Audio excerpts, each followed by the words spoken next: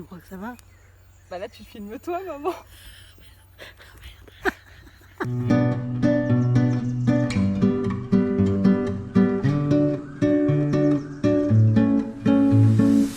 On se retrouve aujourd'hui pour la deuxième vidéo de séance commentée de la semaine. Mercredi, je vous proposais le retour sur les bars en longe de Nomade. Et ce samedi, c'est en selle que nous reprenons le travail.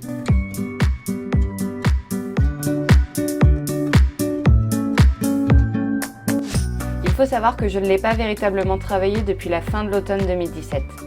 Cet hiver, nous nous sommes contentés que de trop peu de balades. Et les seules fois où Nomade est allé travailler entre guillemets en carrière, c'était lorsque je lui mettais Cheyenne sur le dos. Donc autant dire qu'on ne pouvait pas vraiment parler de réel travail pour lui. Ah si, petite exception, j'étais montée sur lui en février, lors de la venue d'Equismall à la maison.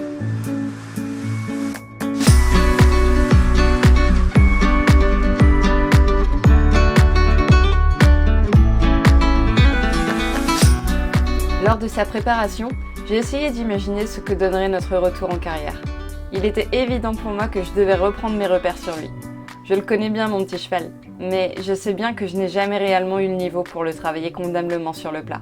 Tant pis, on verra bien comment ça se passera. Et puis, à chaque fois que je lui ai laissé de longues pauses de travail, la reprise m'a toujours agréablement surprise. Comme vous pouvez le voir, c'est grand toilettage aujourd'hui. Nomade a revêtu sa belle robe d'été, et moi, j'ai décidé de m'accorder avec sa tenue du jour.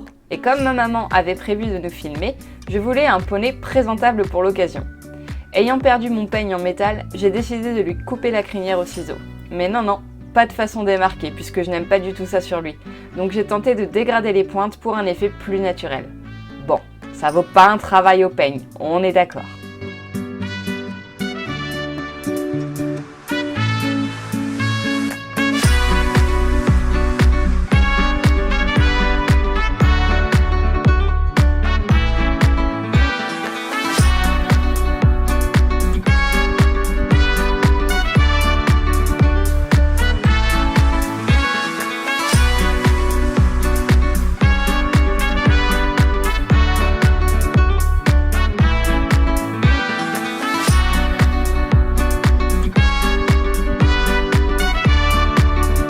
Tout beau.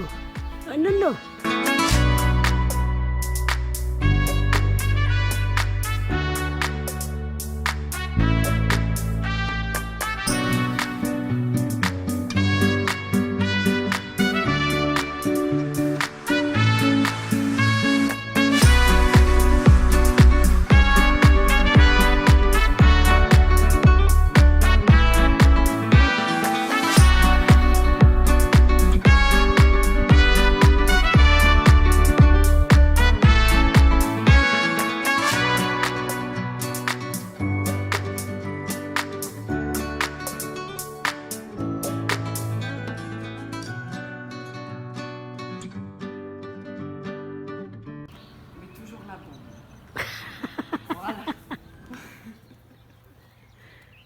Oui, c'est dans ma nature. Il faut toujours que je cherche à amuser la galerie. Mais une fois à cheval, je sais me contenir et tâcher de me concentrer.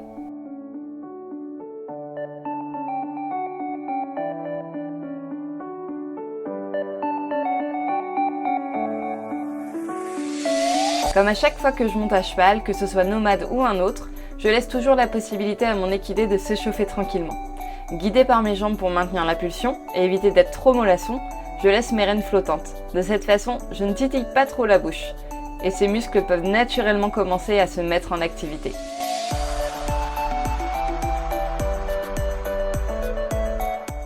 C'est ainsi que je procède pour les 3 allures. La grosse, comparée à Quesada, ça me change.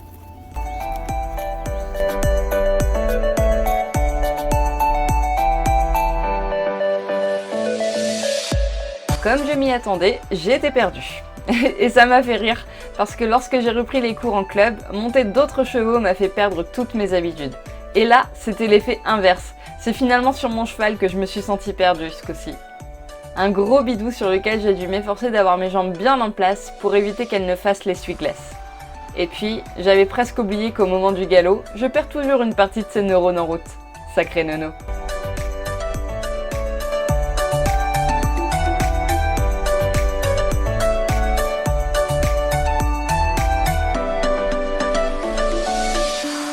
J'ai repris la longueur de mes rênes pour le galop, car je ne voulais pas qu'il chauffe ou accélère lors de la détente de cette allure. Ensuite, j'ai été joueuse, et peut-être un peu gourmande, car j'ai voulu travailler avec lui sur l'incurvation, mais surtout la décontraction. Et ça, croyez-moi, c'est quelque chose qu'en presque 6 ans de vie commune, on n'a jamais réellement réussi à maintenir sur nos séances de plat. Son bilan vétérinaire de 2016, ainsi que les nombreux contrôles ostéopathes, m'ont fait prendre conscience qu'au vu de la longueur de son dos, de sa morphologie, ainsi que d'une côte immobile qu'il a sur le flanc gauche, lui demandait beaucoup plus d'efforts qu'un cheval lambda pour l'avoir bien en place. J'ai laissé tomber bien des fois, mais il y a toujours une part en moi qui cherche à lui transmettre cette envie que j'ai de vouloir l'avoir dans une attitude favorable au bon fonctionnement de son corps et de sa masse musculaire.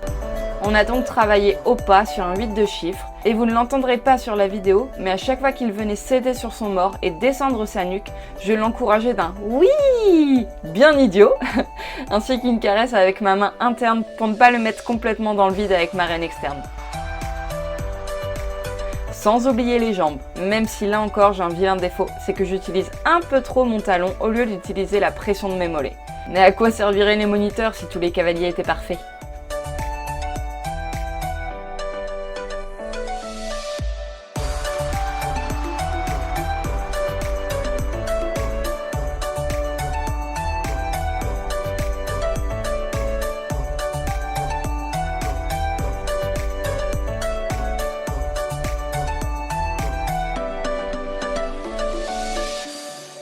Lorsque je l'ai senti suffisamment décontracté et à l'écoute au pas, j'ai tenté d'être encore plus gourmande et de réaliser le même exercice au trot.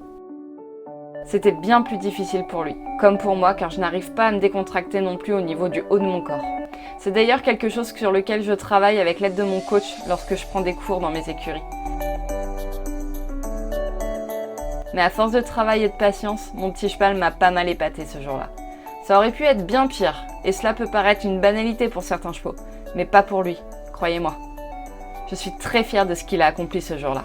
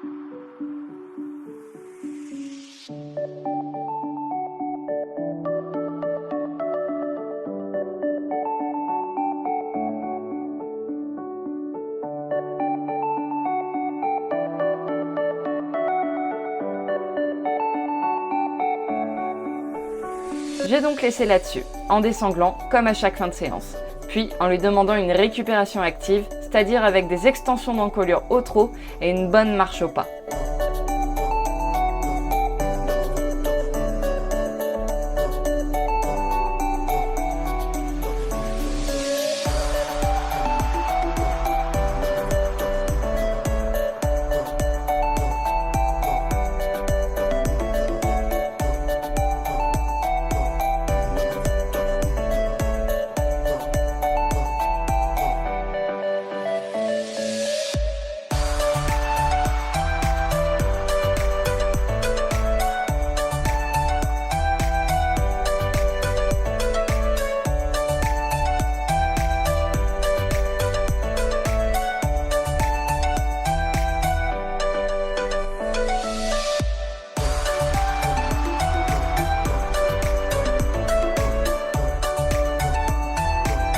Malheureusement, je n'avais plus de place sur la mémoire de mon téléphone. Je n'ai donc pas pu vous filmer l'après-séance.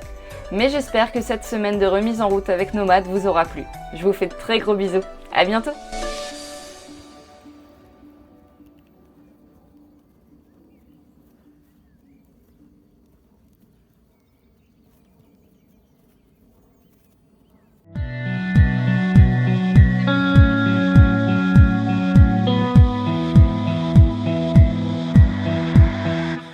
now we need